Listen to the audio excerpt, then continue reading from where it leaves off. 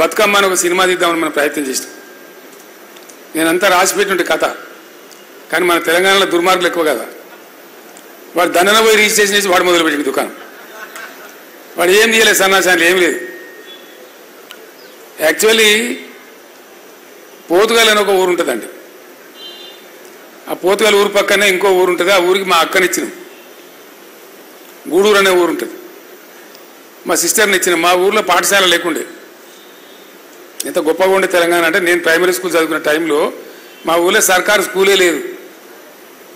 నన్ను మా నాయన ఊరికి పంపించింది. అక్కడ కూడా భట్రాజు బల్లే చదువుకున్నాను నేను. తవ్వలు, మానకలు, అడ్డలు, ఈసాలు, పరకలు, బొట్లు. నా చదువు అక్కడి నుంచి ప్రారంభమైంది. పెద్ద బాల శిక్ష బాబత్ చదువు. అక్కడ అప్పర్ మానేరు నుంచి వచ్చే కెనాల్ ఏదైతే ఉంటుందో దాన్ని నేను ఈత కొట్టేది. నేను స్వయంగా దాన్ని ఈత కొట్టేది నా దోస్తులతో కలిసి. ఆ పోతుగల్ అనే ఊర్లో చూస్తుండగానే బ్రహ్మాండంగా అద్భుతమైనటువంటి రైస్ మిల్స్ వచ్చినాయి. చాలా ఒకరికి పోటీ ఒకరు దాదాపు ఒక 15-20 రైస్ మిల్స్ వచ్చినాయి పెద్దవి. అది ఇంచుమించు ఒక వ్యాపార కేంద్రంగా, ఒక వడ్ల కొనుగోలు కేంద్రంగా మారింది. నా కళ్ళ ముందర నేను సాక్షి ఉంది. ఎట్టెట్ల తెలంగాణలో పరిస్థితులు దిగజారుతున్నాయో, ఒక్కటంటే ఒకటి కూడా లేకుండా ఆ రైస్ మిల్ అన్నీ మాయమైపోయినాయి. గొప్ప సీన్ ఉండే బతుకమ్మ సినిమా కోసం.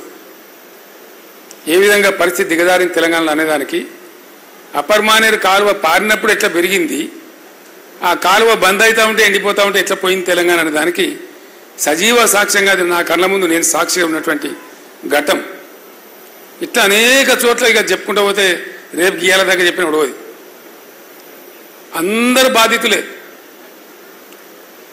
బంజారాహిల్స్లో అప్పుడు మన కార్యాలయం ఉండే.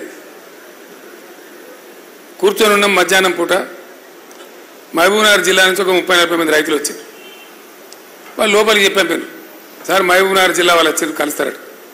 సరే రమ్మని హాల్లోకి పోయి, నేను హాల్లోకి పోయి మంది ఎక్కువ ఉన్నారని వాళ్ళని పిలుచుకొని ఛాయ్కి దాటి కూర్చొని ఏం సంగతి అంతా బాగున్నారంటే, ఇక ఏం బాగున్నాం సార్, బతకలేక హైదరాబాద్కి వచ్చినాం.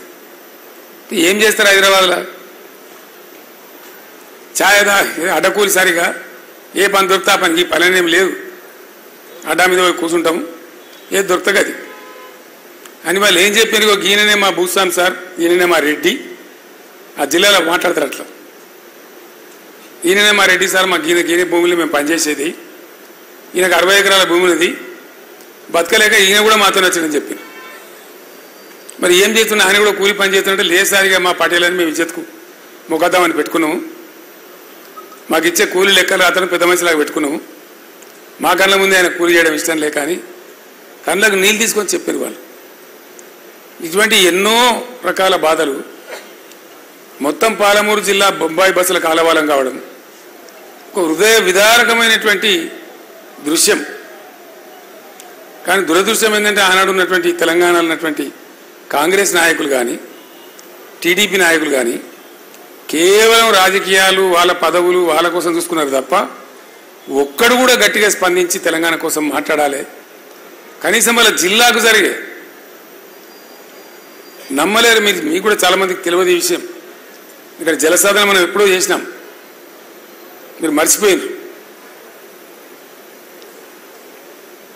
బచావత్ ట్రిబ్యునల్ అని ఒక ట్రిబ్యునల్ ఉంటుంది. 1974లో వాళ్ళు 2 నదుల నీళ్లు కేటాయించినారు, గోదావరి, కృష్ణా నది నీళ్లు కేటాయించేటప్పుడు ఆయన కామెంట్ రాసిండు ఆ బచావత్ జడ్జి గారు. బచావత్ అంటే ఆయన సుప్రీంకోర్టు రిటైర్డ్ జడ్జి, న్యాయమైన మనిషి. ఆ రోజుల్లో చాలా న్యాయమైన మనుషులు ఉంటుంది. ఆయన ఏం రాసిందంటే, ఈ తెలంగాణ ప్రాంతం ఇంకో రాష్ట్రంలో కలవకపోతే బాగా అభివృద్ధి చెందేది, కనీసం ఈ ప్రాంతానికి నీళ్ళు ఇవ్వమని వాడు దరఖాస్తు పెట్టాడు కూడా దిక్కులేడా, అడిగేటోడే లేడు అని మేము చూడలేక, మాకు చూడబుద్ధి అయితే లేదు. ఈ పరిస్థితి చూస్తున్న బాధ అవుతున్నది. ఈ కరువు జిల్లా, ఇది కరువు ఎక్కున్నది కాబట్టి ఈ మహబూబ్ నగర్ జిల్లాకు ఒక 17 టీఎంసీలు కేటాయిస్తున్నాము. దీనికి వంకలు, కుంటి సాగులు పెట్టి ప్రభుత్వాలు ఎగ్గొట్టద్దు, ఖచ్చితంగా ఈయన్నే కట్టాలి, ఈ జిల్లానే కట్టాలి ప్రాజెక్ట్ అని కండిషన్ పెట్టి జూరాల ప్రాజెక్టుకు ఒక 17 టీఎంసీలు కేటాయించాడు. దాన్ని ముట్టినోడు లేడు, పట్టినోడు లేడు, అడిగినోడు లేడు. ఇక తెలంగాణలో ముఖ్యమంత్రులు కానీయగానే పోదురు. అయితే 6 నెలలకే దుకాణం పెట్టి ఏడాదికి దించేసాడు. దానికి పివి సాబును కూడా అట్లే దించేసారు, అందరిని దించేశారు. ఆయనోళ్ళే ముగ్గురు, చెన్నారెడ్డి, అంజయ్య, పివి నరసింహారావు గారు. వాళ్ళని కూడా బతకనీయలే, ఏదో సాకు పెట్ట దించేయ.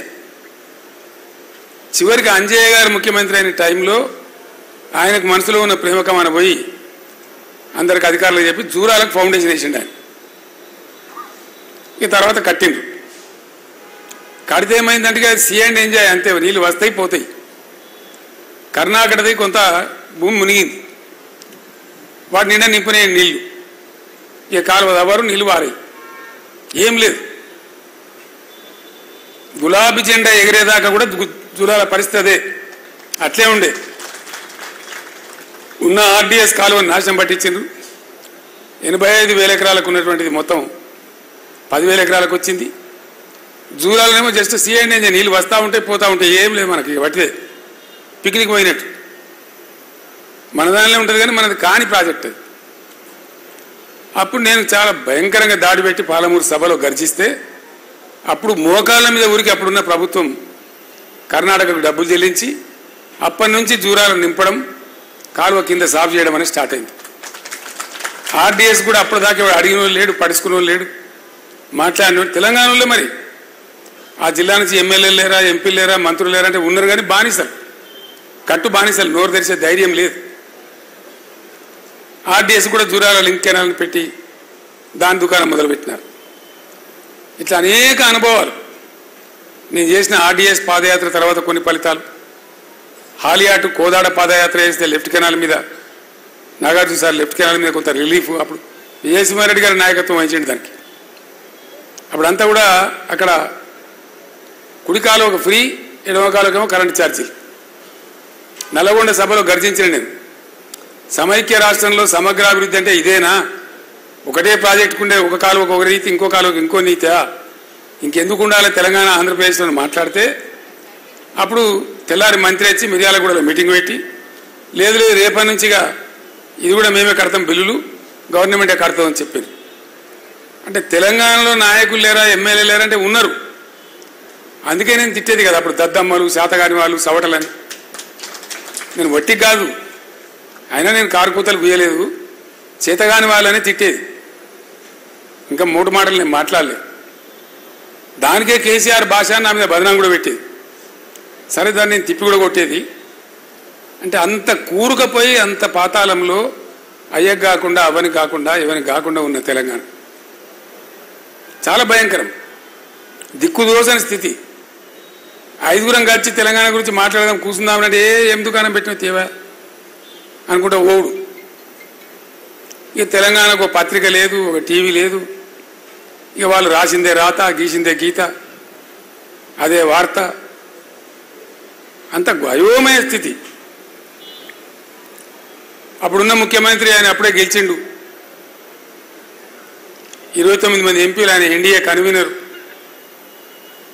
20 ఏళ్ళు నేనే అధికారం ఉంటానని ప్రకటిస్తున్నాడు. ఆ టైంలో నేను మొదలుపెట్టాలి ఉద్యమం. ఇవాడు రాడు, ఇవాడు మాట్లాడాడు, ఇక్కడ ఇవాడు దిక్కులేడు. అవతల 5 సంవత్సరాలు నెట్ అధికారంలో ఉండే పవర్ఫుల్ ఉన్నటువంటి కేంద్రం కూడా తన చేతిలో పెట్టుకున్న ముఖ్యమంత్రి. ఏం తెలంగాణ అయితే గిల్లి పడేస్తాం ఆయన లెవెల్లో ఉన్నటువంటి ముచ్చట. ఆ సందర్భంలో చాలామంది మిత్రులకు తెలియదు, అప్పటి ప్రభుత్వం వ్యవసాయ విద్యుత్ శక్తి ఛార్జీలు పెంచి 3 సంవత్సరాలు వరుసగా 15% పెరుగుతుందని ప్రకటిస్తే బాలమల్లి నా మిత్రుడు ఉన్నాడు. ఆ బాలమల్లిడా ఆడున్నాడు. ఆయనకు ఈ బాలమల్లి సిద్దిపేట కౌన్సిలర్గా ఉండే, తర్వాత పెద్ద నాయకుడు అండి, అది వేరే సంగతి. సిద్దిపేట మున్సిపల్ కౌన్సిలర్ ఉండే, నేను డిప్యూటీ స్పీకర్గా ఉన్నా. ఆ రోజు అంతా విజిటర్లు వస్తే పంపించినాం. చివరికి మేము ఇద్దరమే మిగిలితే ఇద్దరం పోయి లోపల డైనింగ్ హాల్ కాడ అన్నం తిని నేను చేయి తుడుచుకుంటూ హాల్లోకి వస్తున్నా. అప్పుడు ఇన్ని టీవీలు లేవు, ఒకే ఒక టీవీ ఉండే, తేజ టీవీ ఛానల్ ఉండే. అప్పుడు వాడు రోజుకు 4 మాటల వార్తలు చదివేది అంతే. నేను వచ్చేటప్పుడు వాడు ఏం చదువుతున్నాడంటే మధ్యాహ్నం వార్తలు చదువుతున్నాడు. దానిలో ఆ వార్తలు నేను ఏం చూసినంటే ఇట్లా విద్యుత్ శక్తి ఛార్జీలు ఈ విధంగా పెంచిన వ్యవసాయానికి ఇక ఆకాశం అంత ఎత్తి విరిగిపోయింది. పెంచిన తర్వాత ఇక ముఖ్యమంత్రి గారు విజయవాడ వెళ్ళిపోయానని వచ్చింది. నేను ఒక 2-3 విలేకరులకు ఫోన్ చేశాను. ఏమిరా బాకి ఇట్లా వార్త వచ్చింది నిజమేనంటే నిజమే సార్, ఆ విలేకరుల సమావేశంలో నేను కూడా ఉన్నా. ఇక నేను ఎవరిని కన్సల్ట్ చేయలే, అది భగవంతుని ఆజ్ఞనో మరి ఎందుకు తెలియదా గడియేందో. ఎవరిని అంటే ఏమన్నా నాకు ఇంపల్స్ కోపం వచ్చింది. ఏమైతే అయితే ఇక సచ్చిందో ఉన్నాడు బతికిందో ఉన్నాడు, జో హోతా దేఖలేంగి అని చెప్పి బాలమల్లు నేను వచ్చిన టేబుల్ మీద కూర్చొని బాలమల్లు లెటర్ ప్యాడ్ తీసుకొని చెప్పిన. బాలమల్లు తీసుకుని నేను డిక్టేషన్ చేసిన, ఉత్తరం రాసినాం, ముఖ్యమంత్రికి సంతకం పెట్టినాం. టైప్ కూడా చేయలే, మ్యాన్ స్క్రిప్టే చేతితో రాసిన ఉత్తరాన్ని ఒక 50 కాపీలు చేసి పేపర్లకు పంపించేసి చెప్పాను. దానిలో నేను స్పష్టంగా ఒక మాట చెప్పాను. ఈ విద్యుత్ శక్తి ఛార్జీల పెంపుదల గురించి గతంలో క్యాబినెట్లోనే నేను గొడవపడ్డా, అప్పుడేదో కొంత రాజీ పడ్డాం. కానీ ఇప్పుడు ఇలా పెంచిన విద్యుత్ శక్తి ఛార్జీలతో జరిగేది ఏంటంటే ఇక తెలంగాణ రైతు వ్యవసాయం చేయలేడు. ఇక మేము ప్రజాప్రతినిధులుగా ఉండి, ఎమ్మెల్యేలుగా ఉండి, డిప్యూటీ స్పీకర్, డిప్యూటీ స్పీకర్ ఉండి, ఇవన్నీ ఉండి మా కళ్ళ ముందరనే మా రైతులు ఇట్లా బొండిగా మెడలు విసికేస్తూ ఉంటే మేము మౌనం పాటిస్తే మా జీవితాలకు అర్థం లేదు, వేస్ట్ మేము బతికి కూడా. కాబట్టి మీరు విద్యుత్ శక్తి ఛార్జీలు వాపసు తీసుకోండి, లేకపోతే సమైక్య రాష్ట్రంలో మా రైతులకు న్యాయం జరుగుతుంది అనే ముచ్చట వట్టిదైపోతుంది. ఇక తెలంగాణ రాష్ట్రం ఏర్పడితేనే తెలంగాణ రైతులకు లాభం జరుగుతుందని భావించి నేను తెలంగాణ రాష్ట్రం కోసం ఉద్యమం చేయవలసి వస్తుంది అని చెప్పి నేను లెటర్ రాస్తాను. సరే, తెల్లారి పేపర్లో వచ్చింది, అంత జరిగిపోయింది. దాని తర్వాత కొంతమంది తెలంగాణ వాదులు నా దగ్గరకు వచ్చింది. నేను లోపల కూర్చున్న ఛాంబర్లో చిట్టి పంపించారు నాకు. ఆ చిట్టి మీద ఏముందంటే 69 ఉద్యమకారులు అని ఉన్నది, పేర్లు రాయాలి వాళ్ళ పాపం. సరిగా నేను లోపల పిలుచుకున్నా, ఒక 5గురు వచ్చారు. వాళ్ళకి ఛాయ్ గిట్ట దాకా మాట్లాడినా. మీరు ఇంతమంది ఉన్నారా, ఇంకున్నారా అంటే ఉన్నాం సార్, ఇంకో 20 మంది దాకా ఉన్నాం. అంతే, తెలంగాణ అంటే ఎక్కడ లేదు, ఓ 20 మంది ఉన్నాం, కలిసి మాట్లాడదాం సార్ అంటే మీరు రేపు రండి, భోజనానికి రండి. బట్టిగా జై తెలంగాణ అంటే తెలంగాణ రాదా బాబు, దానికి వ్యూహము పంద చాలా తెలివి కావాలి. అసలు తెలంగాణ రాష్ట్రం ఈ దేశంలో ఎట్లా ఏర్పడుతుందనే కనీస అవగాహన ఉండాలి మనకు. కాబట్టి రేపు వస్తే మంచిగా విస్తారంగా మాట్లాడదాం, మీరు లంచ్కే రండి అని చెప్పి 50 మందికి అన్నం ప్రిపేర్ చేసాం. వాళ్ళు 25-30 మంది వచ్చారు. అందరం తిన్నాం, హాల్లో కూర్చున్నాం. కూర్చున్న తర్వాత మాట్లాడు, సార్ మీరు రావాలి, ముందుకు రావాలి, ఉద్యమం మొదలు పెట్టాలి సార్ అని అడిగిన. ఉద్యమం దేనికోసం, ఏంది అసలు ఉద్యమం అంటే ఏంది, నాకు ఒక క్వశ్చన్ మీరు ఆన్సర్ చెప్పాలని అడిగిన. ఏంది ఇది, స్ట్రీట్ ఫైటా స్టేట్ ఫైటా, రాష్ట్రం కోసం పోరాటమా లేకపోతే వీధిలో పోరాటమా, ఇది తెలుసాలి మీరు. స్ట్రీట్ ఫైట్ అయితే నేను ఎందుకు, నాకు అర్థం కాదు. ఓ 10 మంది కాలేజీ పోరాగాలు 20 రాళ్ళు అయితే అయిపోయాయి, 4 బస్సులు వాళ్ళు కొడితే పోలీసు వాడు రానే వచ్చి పట్టుకనిపోయి ఇక లొల్లి స్టార్ట్ అయిపోయాయి, అంతే కదా. దానికోసం అయితే నేను అవసరం లేదు, స్టేట్ కోసం ఫైట్ అయితే నేను అవసరం ఉంటా. మరి ఏం చేద్దాము అని అడిగినాను. మొట్టమొదటి ప్రశ్నే అది. యూఎన్ లేకుండా, పందా లేకుండానే కదా 69లో విఫలమైనాం. 69లో తక్కువ బస్సులు కాలబెట్టినామా, తక్కువ రైళ్ళు ఆపినామా, తక్కువ మందిని చచ్చిపోయినామా, తక్కువ ఉద్యమం చేసినామా? చాలా గొప్ప ఉద్యమం అది కూడా. కానీ కొద్దిగా ఆ వ్యూహం లేకుండా పోవడం వల్ల దీర్ఘకాలికంగా నిలబడలేకపోయింది, తొందరగానే అయితే అవుట్ అయిపోయింది. మనం అట్లా కాదు, మొదలు పెట్టినామంటే అయితే మనం జావాలి, లేకపోతే తెలంగాణ రావాలి.